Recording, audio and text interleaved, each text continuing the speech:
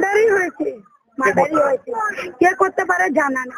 যখন আমার ভাই বিল্ডিং থেকে বেরিয়ে গেছে, হেড বলছে বিল্ডিং থেকে বেরোনোর পর আমাদের দায়িত্ব নাই, কারণ গেটে সিসিটিভি ক্যামেরা আছে, সেই সিসিটিভির কারণে ওরা বলছে। এক পরিযায়ী শ্রমিকের করুণ পরিণতি ঘিরে শোকের ছায়া নেমে এসেছে নলহাটিতে। পরিবার সূত্রে জানা গেছে, নইমুদ্দিন শেখ ওরফে মনিরুল পিতা গোলাম মহিউদ্দিন শেখ নলহাটি পৌরসভার 12 নম্বর ওয়ার্ডের বাসিন্দা। পেটের তাগিদে দীর্ঘদিন ধরে মহারাষ্ট্রে কাজ করতেন তিনি। মনিরুলের বোন জানান, গত 14 সেপ্টেম্বর থেকে ভাই নিখোঁজ ছিলেন। অনেক খোঁজাখুঁজি করেও তাকে না পেয়ে দ্বারস্থ হন মুম্বাইয়ের ভান্ডু থানায়। অবশেষে নিখোঁজ হওয়ার 2 দিন পর পুলিশ ক্ষতবিক্ষত অবস্থায় মনিরুলকে উদ্ধার করে হাসপাতালে ভর্তি করে। পরিবারের সঙ্গে যোগাযোগ করে পুলিশ জানায়, তিনি গুরুতর আহত অবস্থায় চিকিৎসাধীন রয়েছেন।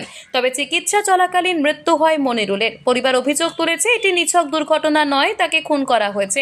দোষীদের বিরুদ্ধে কঠোর শাস্তির দাবি জানিয়েছেন তারা। আজ শুক্রবার মনিরুলের মরদেহ আনা হয় তার নলহাটির বাড়িতে। শোকে ভেঙে পড়েছে পরিবার পরিজন। কাল থেকে দুপুরে আসে খাবার খেতে, একটার সময় খেয়ে দিয়ে আমার বৌদিকে বলে ছেলে বড় হয়েছে, আমাকে একটু আর্জেন্ট যেতে হবে, কিছু পয়সা আছে তো দে, আমি লেবার মিস্ত্রিকে পেমেন্ট করবো। আমার ভাই কন্ট্রাক্টে নিত, লেবার নিয়ে আসতো, নিজেই পয়সাটা মেটাতো। তাদের পয়সা যখন মাসিক বেতন হতো তখন তাদের পয়সাটা আমার ভাইকে দেওয়া হতো। আমার ভাই অ্যাডভান্স ওদিকে পয়সা মেটাতো। তারপরে আমার ভাই যখন কাজে চলে যায়, কাজের সাইডে গিয়েছিল, কাজের সাইডে সব সেলাপ মেলাপ যতখানি কলম ভরাই হচ্ছিল, তখন কলম ভরার পরে যখন আমার বৌদি ফোন করে, তো 6:30টার সময় আমার কাজ শেষ, 6টায় কাজ শেষ হয়ে যায়। কলম ভরার কারণে একটু কাজটা আরো অগ্রিম হয়ে গেছে, মানে আগে চলে গেছে। সেই কারণে আমার বৌদি জিজ্ঞেস করলেন 6:30 বাজছে, তখন ঘরে এখনো এলে না কেন? আমার ভাই বললো যে এখন ছেলা মানে কলম ভরাই হচ্ছে, একটু টাইম লাগবে, আমি 9টার দিকে ঘর পৌঁছে যাবো।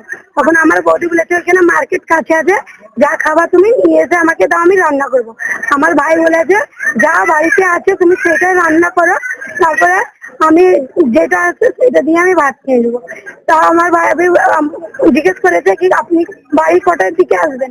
তখন আমার বৌদিকে বলেছে এখন 8টার দিকে কাজ শেষ হয়ে যাবে, তখন আমার আসতে 8:30 কি 9টা বাজবে, আমি এর মধ্যে আমি তাড়াতাড়ি ঘরে এসে খেয়ে আরাম করবো, সেই বলেছে। যখন 9:30 বাজছে তখন আমার ভাই যখন গাড়িতে ফিরেনি, তারপর আমার বৌদি ফোন করছে, ফোন করার পরে busy busy busy non stop 9টা থেকে 11:30 অব্দি নন স্টপ দেখতে এসেছিল মোবাইল। তার মধ্যে ওই আমার ভাই যে আর একটা ফরম্যান বন্ধু ছিল, তাকে একটা রেকর্ডিং ভয়েস মেসেজ পাঠাচ্ছিল যে আমি এত ভালো ছেলে বলে তোমাদের কাজ করে দিচ্ছি, তোমরা পয়সার লেগে হাজিরির লেগে এমন করছো, আমার তোমাদের কামেরও দরকার নাই, হাজিরেরও দরকার না, আমি তুলতেও যাবো না, আমি তোমাদের কিছু নিব না। সেই রেকর্ডিংটা আমাদের কাছে এখনো পর্যন্ত আছে, ওর কাছ থেকে আমরা নিয়েছিলাম রেকর্ডিংটা, আমাদেরকে সেন্ড করেছে। তারপরে যখন বিজি বিজি বলছে আরেকজন যে আসছে, মানে জাফর সেট কাট করাছে, সে কিন্তু বলছে আমাদের সাথে 10টাতে কথা হয়েছে, বলছে 2টো কথা হয়েছে, কালকে আমি সেলিম ভাই তোমার সাথে দেখা করবো, সেটা বলছে। কিন্তু আমার বৌদি ভাইকে হসপিটালে যখন ভর্তি করে, সাইন হসপিটালে, মুলুন হসপিটাল থেকে নিয়েছে সাইন হসপিটালে, যখন এন্ট্রি হয় কিন্তু একবারে এক্সাক্ট টাইম রবিবার রাত 12টা, মানে সোমবার পড়ে গেছে। তখন আমার ভাইকে যখন অ্যাডমিশন করলো, আমার ভাইয়ের মোবাইলটা কে সুইচ অফ করলো, নিশ্চয় পুলিশও মোবাইলটা পেয়েছে।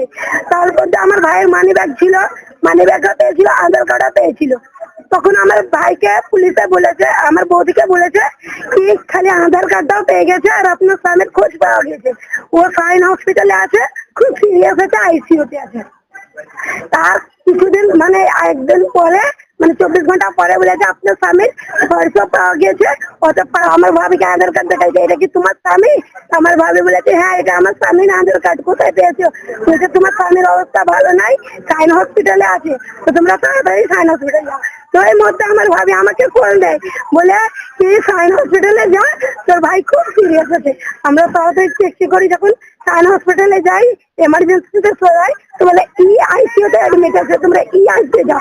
আমি সাইন হসপিটালে সব চিনি, কোনখানে কি আছে ভাই, জিন্দা ছিল। ওই নিখোঁজ লোক আছে 3টা, এটা কি তোমার ভাই? আমি না, এটা আমার ভাই নয়। এটা কি তোমার ভাই? তুমি না। তখন বলছে ওই এখন দ্বিতীয় ব্যক্তি পড়ে আছে, তো তুমি দেখো এটা তোমার ভাই হতে পারে কিনা। তা আমি দেখি হ্যাঁ ওইটাই আমার ভাই ছিল। আমি তাদের ডাক্তারকে দেখি বলছি এটা আমার ভাই, তো বলছে কোনটা পেয়েছে? 9 নম্বর বেডের নাই মধ্যে কথা ভাই ওর আধার কার্ডে নাইমুদ্দিন নাম আছে, সেই কারণে ওকে নাইমুদ্দিন বলে জানা যাচ্ছে এখানে। আর ওর নাম আমরা ডাকতে মনিরুল বলে। তো নাইমুদ্দিন 9 নম্বর বেডের পেশেন্ট আমার ভাই। তো ওই মার্ডারই হয়েছে, কে করতে পারে জানা না। যখন আমার ভাই বিল্ডিং থেকে বেরিয়ে গেছে, বেড বলছে বিল্ডিং থেকে বেরোনোর পর আমাদের দায়িত্ব নাই, কারণ গেটে সিসিটিভি ক্যামেরা আছে। সেই সিসিটিভির কারণে ওরা বলছে কি আমরা চেক করাচ্ছি। আমরা বললাম আমাদেরকেও দেখান সিসিটিভি ক্যামেরা। আমার ভাই বেরোচ্ছে কি মানে পাঁচ মারা আছে, এখানে আছে, পেছনে আছে। পেছনে তো মনে হয় গোস মোস তুলে নিয়েছে, পুলিশ সব ফটো নিয়েছে। এই পায়ের এইখানটায় আছে একটা বিভিন্ন জায়গায় আঘাত আছে আমার ভাইয়ের। আমরা এটাই দাবি চাইছি যাতে আমার ভাইকে যে এমন হত্যা করেছে তার যেন কঠিন থেকে কঠিন শাস্তি হোক, আর আমার ভাইয়ের ছেলেদের বাচ্চাদের জন্য যাতে কিছু মুআবজা করে। তাছাড়া আমরা আর কিছু চাই না। কি যখন আমি রাত্রে বাড়ি ফিরবো না তখন জেনে নিবি কি আর আমি জিন্দগিতে কোনোদিন দেখবো না। আমার দুশ্মন প্রচুর আছে। আমার বৌদি কিছু তদন্ত করছে, কি করে মারা গেল, কি করে কি হলো, কখন এসেছিল। আপনার নাম? সাজিদা বিবি। আপনি ওখানে থাকেন? আমি ওখানেই থাকি। কি হলো? আপনি কি হন? আমি ওর বোন। মার্ডার করা হয়েছে, কারণ শরীরে বিভিন্ন জায়গায় আঘাতের চিহ্ন পাওয়া গেছে। হ্যাঁ, গত রবিবার সে নিখোঁজ হয়ে যায়। তারপরে নির্জন জায়গা থেকে তাকে উদ্ধার করা হয় মুম্বাই। তারপরে তাকে নিকটবর্তী হসপিটালে ভর্তি করা হয়। ওখানে পুলিশ তদন্ত বিভিন্ন রকম করছে, মানে কোন দুষ্কৃতি বা কারা মেরেছে। তবে আমরা একটা নিশ্চিত এটা মার্ডার হচ্ছে। এই যে বারংবারে মানে কোনো না কোনো ঘটনা হতেই থাকছে বাইরে, মানে পরিযায়ী শ্রমিকের উপরে, কি বলুন এই ব্যাপারে? আমি একটাই কথা বলবো যে এই যে আমরা পশ্চিমবাংলার থেকে বিভিন্ন রকম ছেলে বা যারা গিয়ে কাজ করছে তাদের নিরাপত্তা কোথায়, এটা একটা বিরাট প্রশ্নের ব্যাপার। যে তারাই পেটের দায়ে কাজ করতে যাচ্ছে, বাইরে যাচ্ছে, তাদের নিরাপত্তা কোথায়, এইটুকুই আমি বলবো। এটাও কি টাকা চাইতে যাওয়ার জন্য এই ঘটনা হতেও পারে, বলা যায় না। আমি চাইছি পুলিশ এই জিনিসটা তদন্ত করুক এবং যে উপযুক্ত শাস্তি দেওয়া হোক। যে এই জিনিসটা ঘটিয়েছে, যে এই ঘটনাটা ঘটিয়েছে, তাকে যেন উপযুক্ত শাস্তি দেওয়া হোক। আপনার নাম? টনিয়ান। আপনি এখানকার বাসিন্দা? ঢাকা স্কুলে।